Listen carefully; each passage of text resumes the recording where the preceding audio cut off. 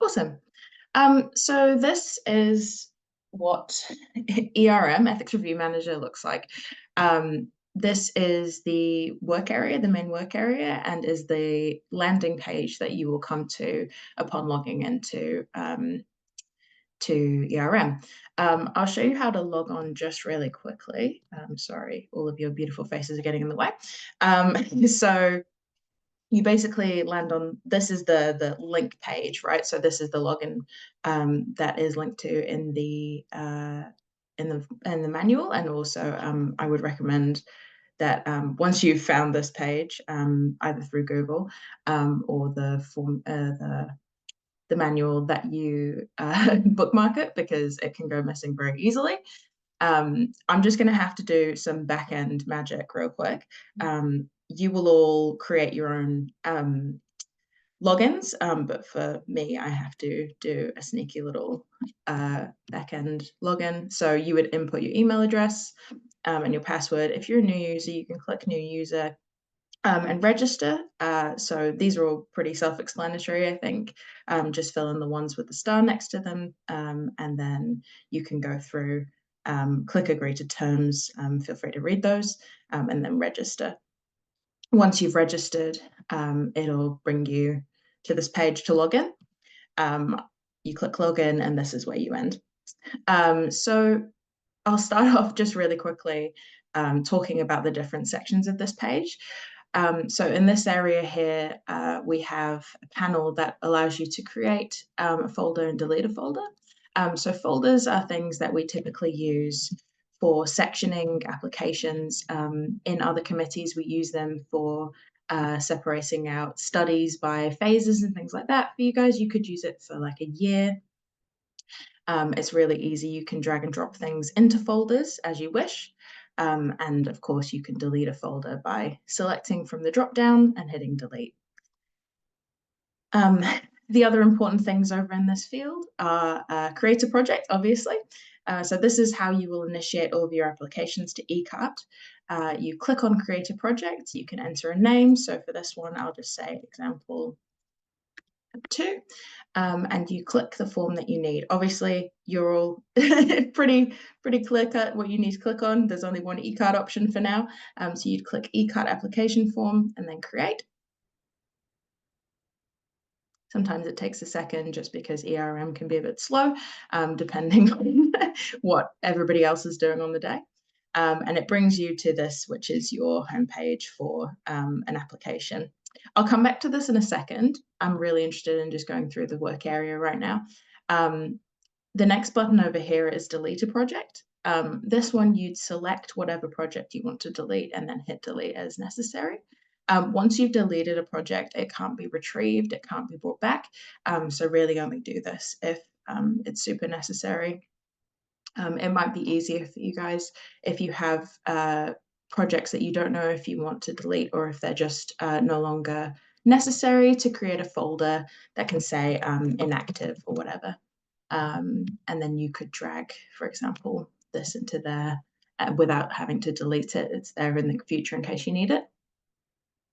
The next one is duplicate a project. I don't foresee you guys using this a whole heap because I think that there is quite a bit of nuance in the different applications that you process. But say, for example, if you have had an application go to ECART and for whatever reason the form isn't working or something like that, this is probably really the only reasonable use case for you guys. But what it does is it basically duplicates everything on the form, including any documents attached to it.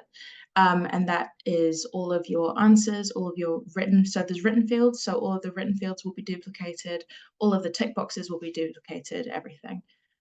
You have to enter a new title. There are no subforms currently for ECART, so just ignore this little box down here, but then you would hit duplicate and it would appear underneath this with the new name.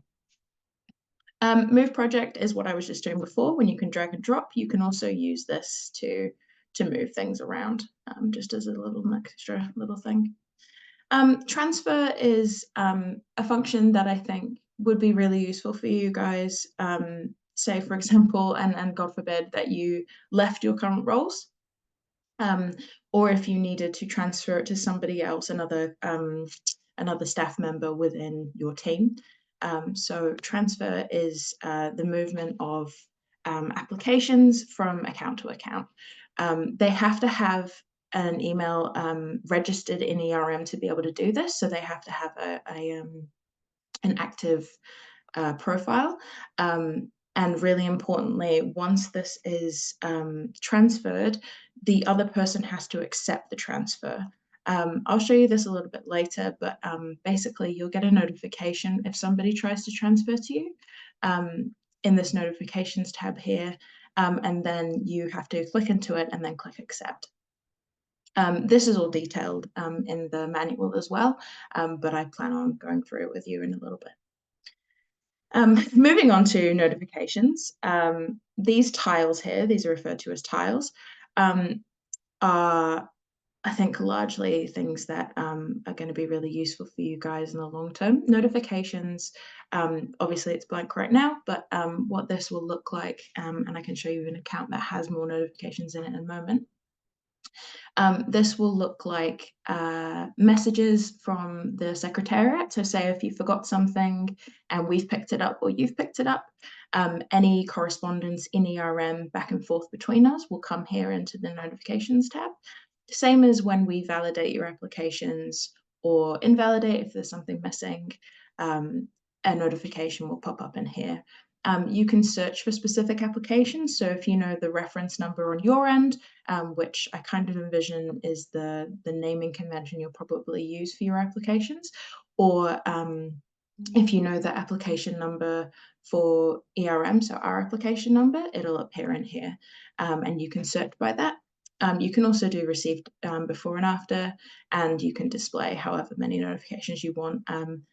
Obviously, the longer you're in the system, the more notifications you're going to have in here. You can delete them.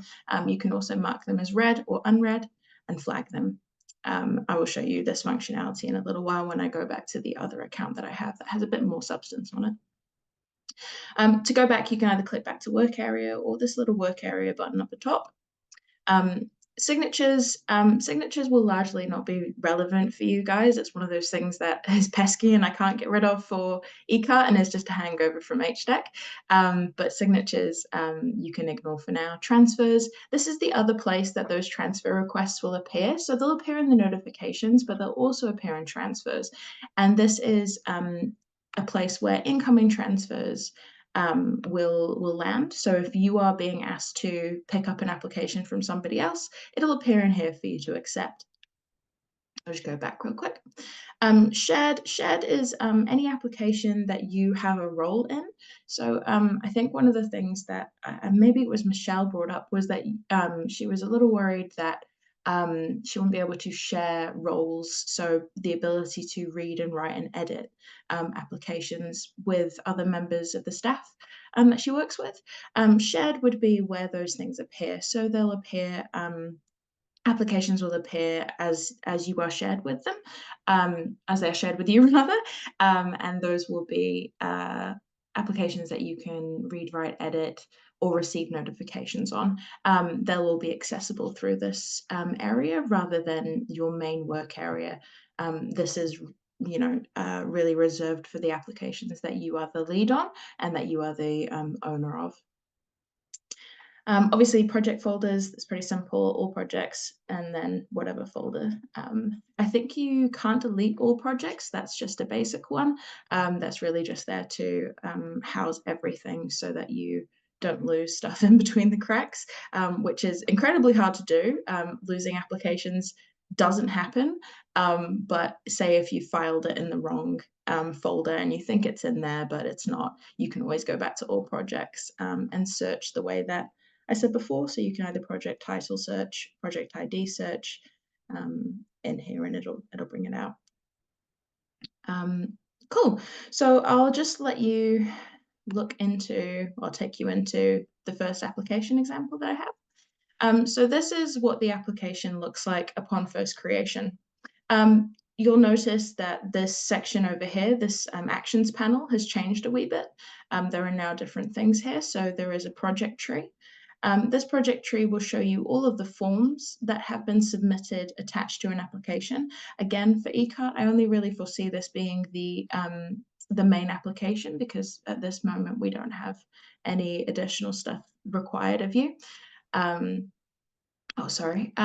It also includes all of the submitted documents. So say, for example, you have a medical report, a legal report, a letter from OT, and maybe like a cardiologist report or something.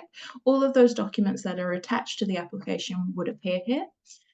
Transfers, again, if this had been transferred to you or you had transferred it around, all of the history of those transfers would be here.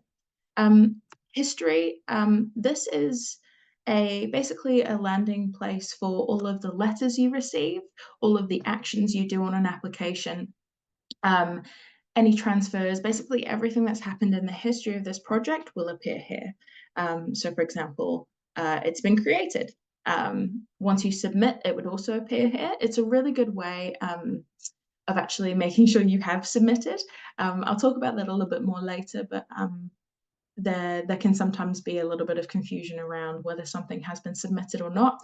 I don't think you guys will have the same issues that we've had with other committees around that, and I think that's just because it's a hangover from an old system. But this is a really good place to basically check on where your application is at, especially if it's already been reviewed and stuff. You can see your letters here and what decisions and stuff have been reached. Cool, so I'll just go back to this last area real quick. So the main page, as I said before, there's roles. So you can add collaborators to applications. You would input the email. Importantly, again, the collaborator email has to be someone who has an active ERM profile. Otherwise, it will just go into the ether. I would recommend not sending it into the ether and making sure whoever you are sharing the role with has an active account on the other end. And in this case, you can add them as a clinic counselor, consulting legal advisor, patient, read-only access and receive email notifications. Clinic counselors have edit access. Consulting medical legal advisors, I think they have edit access and read-write. These are documented in the manual, or if they're not, they will be. And then patient just receives letters. So they don't receive, they don't have any access to the application. It's just email notifications of submission and then return of letters and stuff like that. Read-only and email are basically already captured in this, but it's additional to those if you need them. So what you would do is you would just add that person as whatever role you wanted. And you can do this for multiple people at once, so you don't have to go in and go back out. You can add as many people as you need. And then hit share and it'll send it to them. Completeness check is the next thing over in this section. Completeness check is basically, and it shows a million things right now, but it basically just shows you what sections of the form haven't been filled in yet. These are the mandatory sections of the form. So these are the ones that are the absolute necessities. This section will grow or decrease based on the application type. Because one of the really neat functions of ERM is that you only see the questions that are relevant to the type of ARP that's being done. So for example, if there was a surrogate, you'd see the surrogacy questions, but if it wasn't a surrogacy, say if it was just a gamete donation, you'd see the gamete donation questions, but not the surrogacy questions. I'll just close this real quick. You'll see here there is a submit button.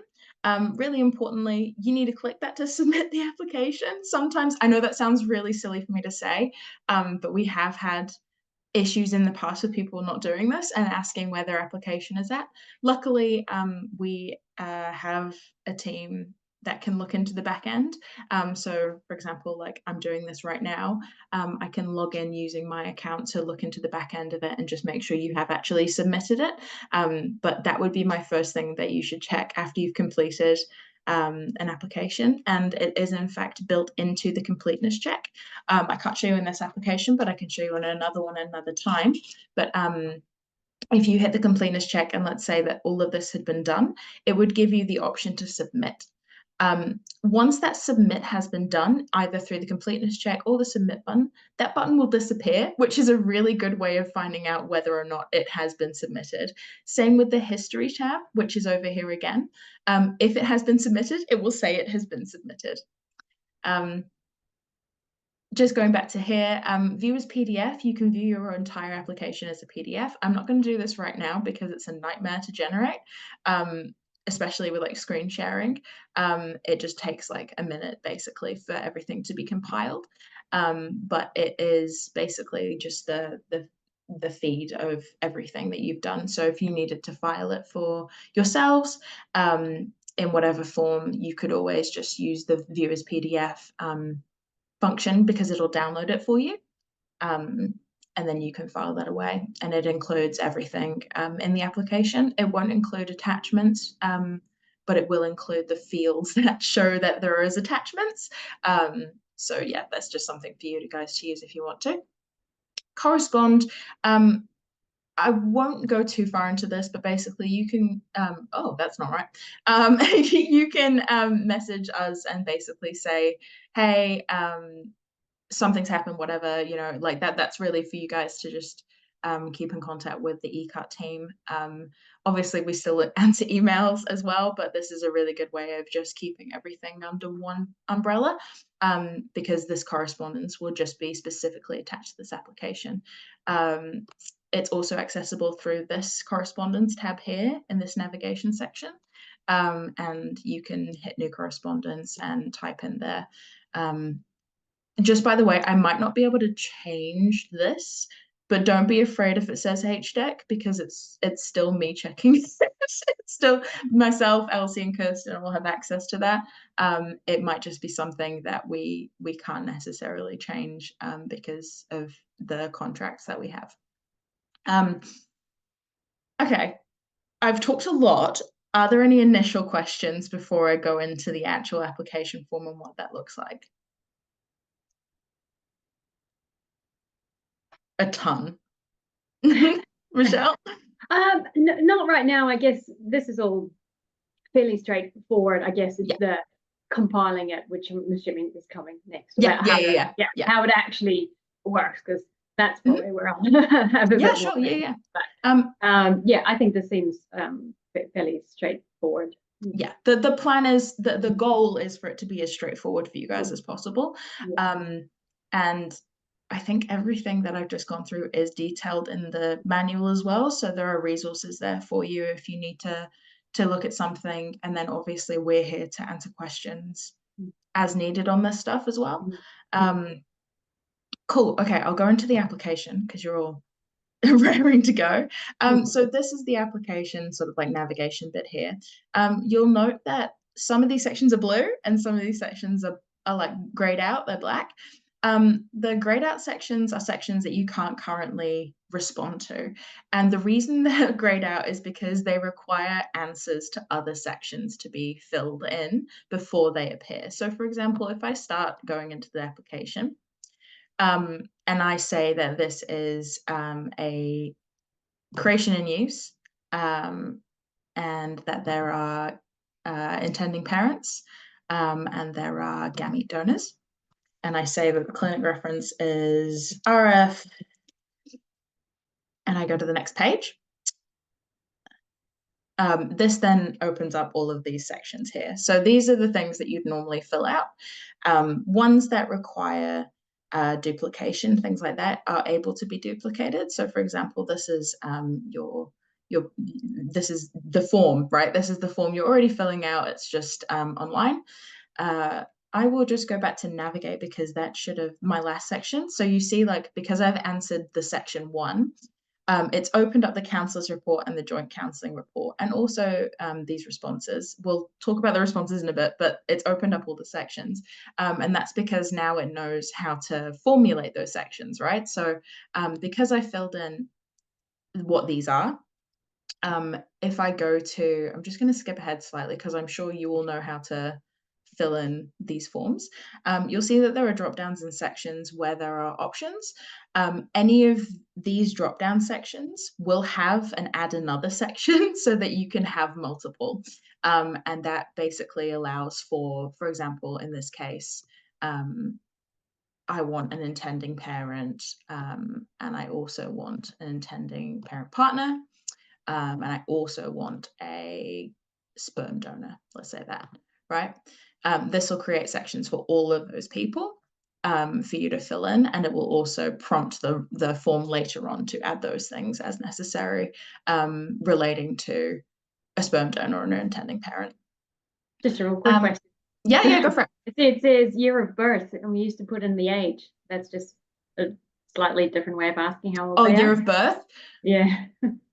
I think we might have slipped that one in because I think, Kirsten, correct me on this, I think we chatted about it a while back, and we think that it's the same identifiability. I think it's just we've changed the language. Yeah. Yeah, I think that's right. Oh. I'm muted now, Kirsten, so it won't. Okay. The keyboard was muted. Oh, sorry. Yeah, that's right, Robin. I think so. Cool. Is that okay, Michelle? I'm really sorry no, it's just curious, slip that one actually. in on you. Yeah. No, just I mean, it's the same thing, but now it's committee is I hope their maths is good. Yeah. So look at over there. There's always a calendar, yeah. I think the rest is the same as your thing. I don't think there's any differences. I think that would probably be the only one. That none of them will change the function of the form. Like none of it is there to like fundamentally ask different questions. It'll be there to just ask them in slightly different ways, I think. When we went through this, we were very careful not to change any meaning without running it by you guys. I know this was like years ago now, but we had those consultation periods where we chatted with you about content, and I think that was pretty clear from the content. Yeah. Cool. And then there are sections here. Obviously, you have to agree to that you've done all the Heart Act things. A little change to this form is that we aren't doing collection of signatures because that's very onerous for you guys. Instead, we are saying that by ticking this box, I acknowledge that the information supplied is accurate. Because this is tied to your account, you are basically stating that what you have supplied is correct, which would act in the same way as a signature, yes. So you also have the option here for medical specialist reports. This is because there's an attachment of sperm donor. Other reports would be attached further on. This section is just here for that. Go to the next page real quick. So this is the reports, so your guys' reports for the intending parents. So all the sections should be there. You'll note that some of these are long answer sections. There's no character limit on those, so you don't have to worry about that being an issue. Does it expand? Sorry. Yeah, it does. Yeah, it does. Okay. So the only sections that are, so I've put the entire Lorem Ipsum in here, like Latin text, about 16 times, and it just keeps going. Is it a sort of a scrolling, or does it like, there's a wee bit of scrolling. Okay, so it's a scrolling within that box. It's not the box expands. Yeah, no, sorry. I don't think it does. That's just here. Yeah, you'll figure it out. Yeah. That's one of those things that I won't be able to change, unfortunately. So it just does what it does. If you're struggling with that as well, I think the workaround that we use with HDEX is a Word document, unfortunately, just to make sure you've got everything. But yeah, those are there. For that, next page. Okay, so this is the section where you would include any medical reports, any legal reports, or other specialist reports or letters of support. These, you can add as many as you want here. So for example, it says upload document, but you could add 4 documents into this section. It would keep adding the slot, basically.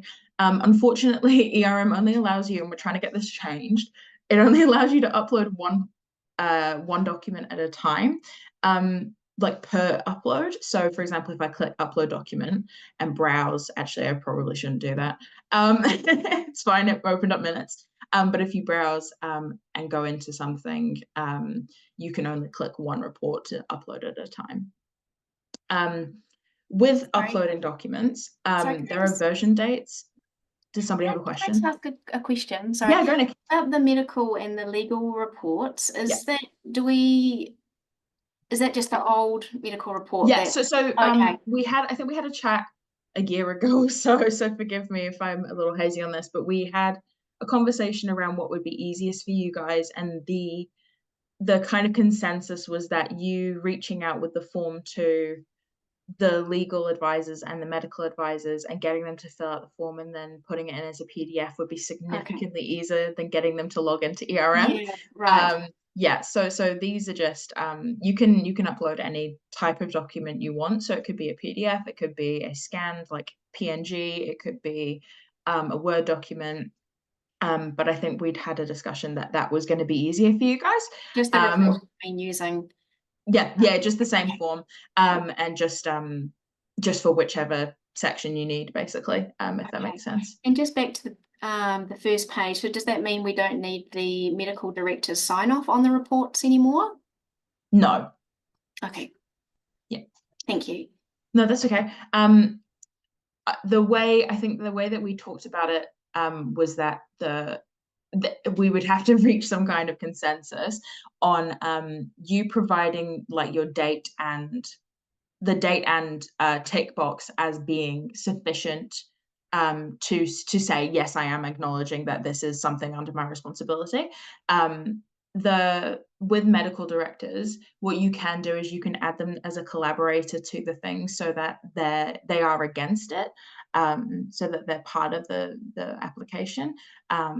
But yeah, they don't have to have interaction with the form necessarily. Yeah, so that, because that first part of the form asks, who's responsible. Yes. Put in the medical director. So I would still put in the medical director, but I can effectively take it and say that, I've gotten confirmation. I'm stating that this person is responsible. Yes. Yeah. And they've agreed to it. Yes, pretty much. Yeah. Cool. Sorry, I was talking about versioning. So when we produce our letters, there are version dates and versions attached to all of so we have like a little table of contents at the bottom of every letter that says what was supplied and what has been reviewed and approved by the committee. If you put in a version date and a version that you that isn't correct and you hit submit, we can't change those in the letter. So anything that you put into these fields, please make sure that they're correct, because we can't correct those in post.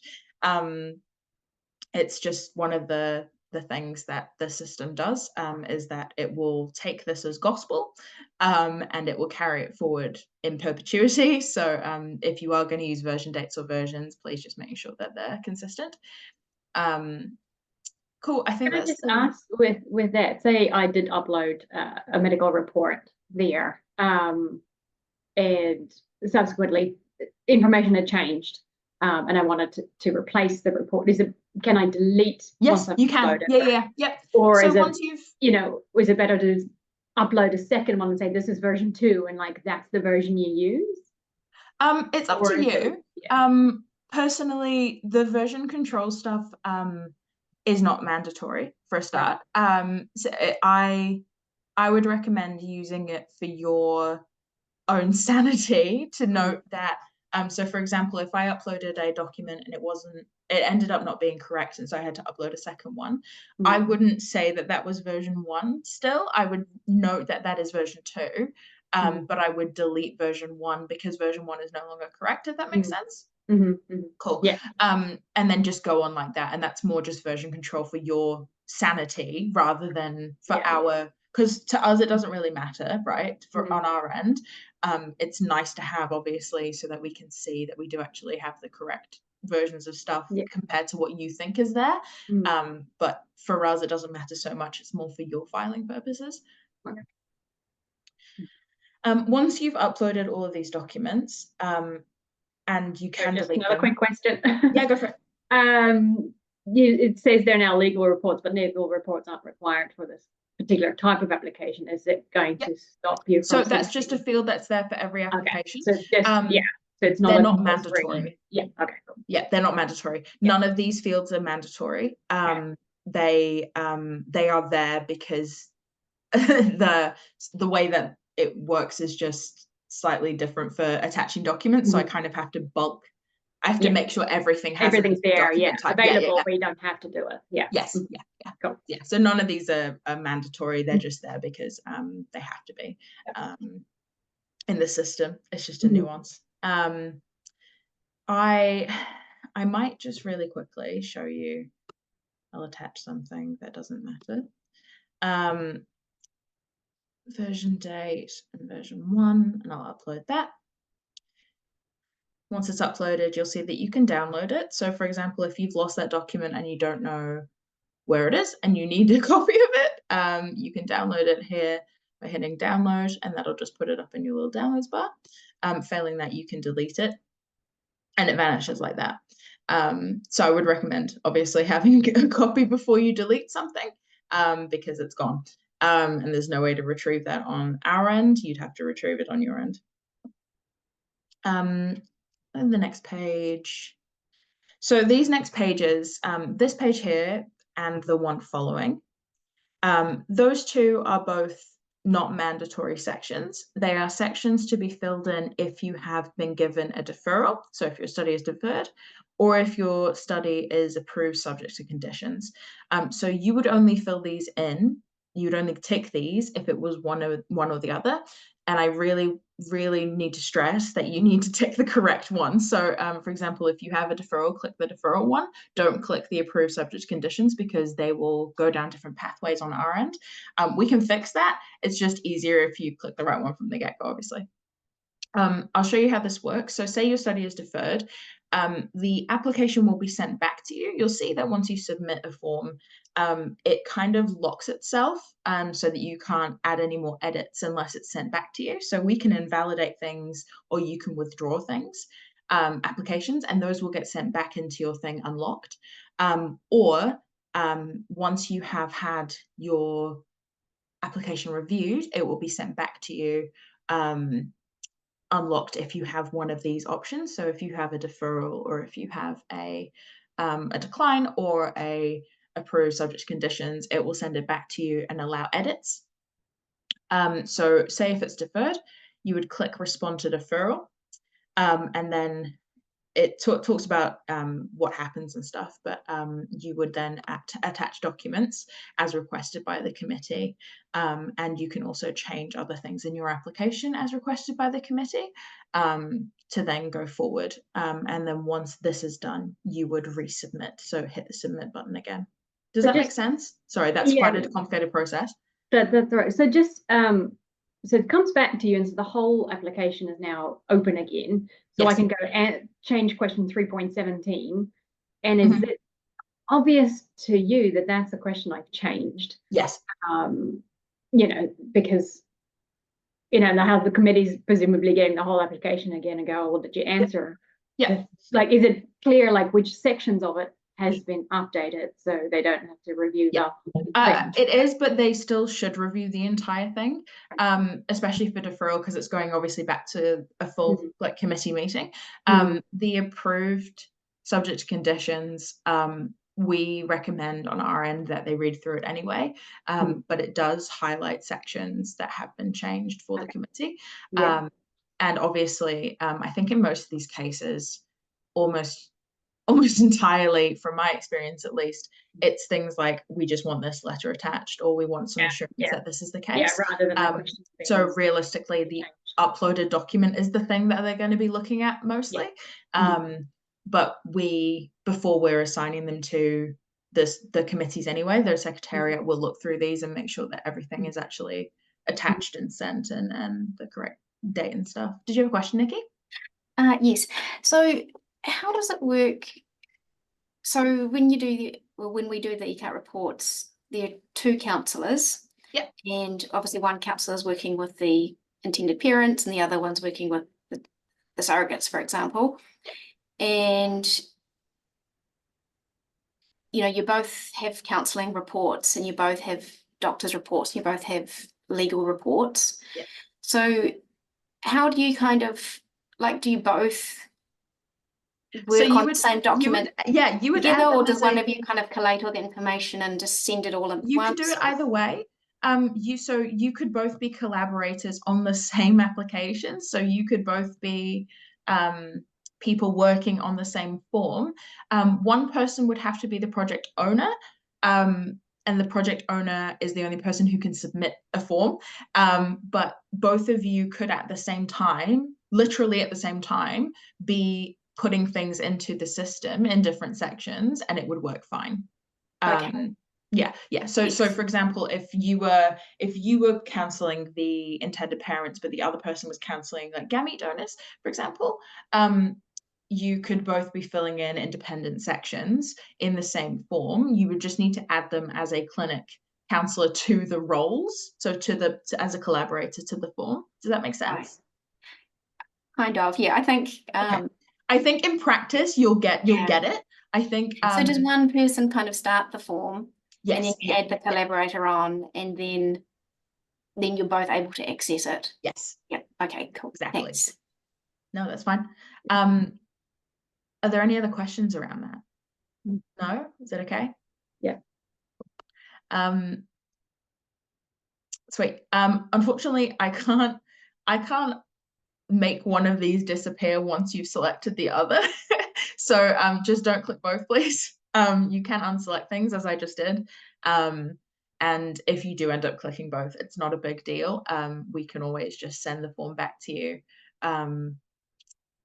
through a process called invalidation, which sounds terrifying, but it's not. It's basically just the system's way of saying, we've looked at this and it's not entirely right, so we just want you to change this one thing, and then you resubmit to us. Cool. So pretending this has all been done, you filled out all these sections, you've clicked completeness check, it says you've done everything. You can then access any documents here that you have. Signatures I can't get rid of, that's just there, ignore it. Collaborators, and this is really important to what you just asked, Nikki, you'd be able to see all of the collaborators here to see who has access to what and who and what and where. The access bit here would tell you if they have read, write, edit access, or if they have read-only access and things like that. So that's there. Submissions is the same as before.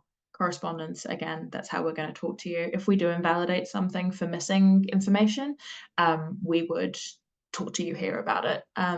You're more than welcome to email us again, but this, for filing purposes, is easier for us to keep it all under the same umbrella so that we know where things are. And you would have independent correspondence for each application. So once this is done, you'd hit submit. I'm going to really quickly do some movie magic and just log out of this one and show you what it looks like once it's gone through it.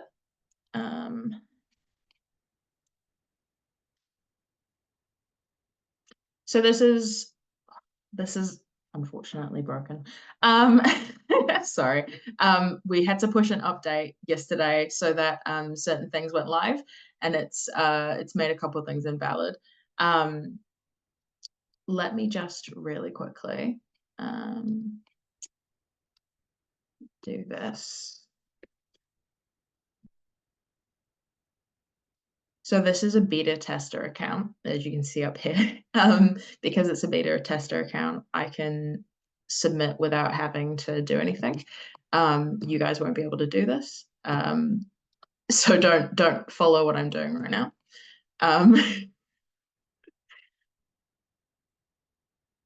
Cool. So once you've submitted, you get this submission message.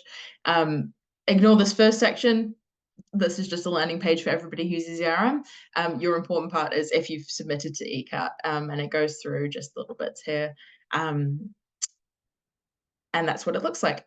You can print the submission in its entirety. So again, this is another opportunity for you to, for your filing, download the application form and as a PDF and put it away somewhere.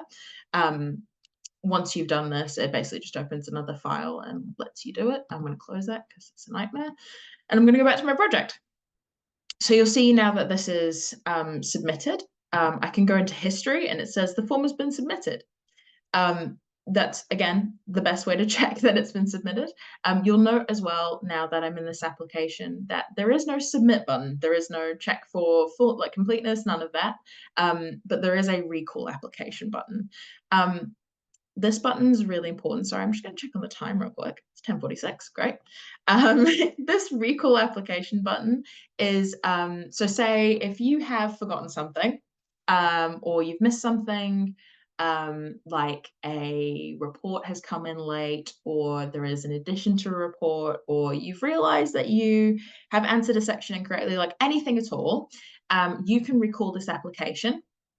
If you want to put a timeline note in, like missed question 1 or whatever, that you can write for your own purposes why you've recalled it if you need to, and then recall the application.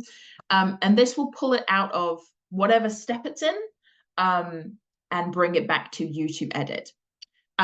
Importantly, and notedly, once you've changed it, you can then completeness check it again, and you can submit it again. You will have to submit once you've done that, and it will appear with this again. And that's kind of that process there. With correspondence, I'm just going to send a correspondence so that you can see what it looks like in the system. So you can also attach files to correspondence. I'd really ask that you don't do that. It's there as like a last line of resort. If, say, for example, it's like the day before an application is going to be reviewed, and you have some absolutely like fundamental piece of information that the committee has to see, we would ask that you put it there. But if it's, for example, like if it's reached the agenda date, and you don't have all the information, we really request that you recall the application and put it in, rather than doing stuff through correspondence, because it's a little easier for the committee to see everything if you've submitted it versus if we've attached it underneath the application. So now that we've done a correspondence, you can see that there is a message here. Any response from the Secretariat will appear in line with this. So it would be like immediately above it, and it would say user and whichever Secretariat member it come from, and then your response, and you can access those there. I don't know how much else there is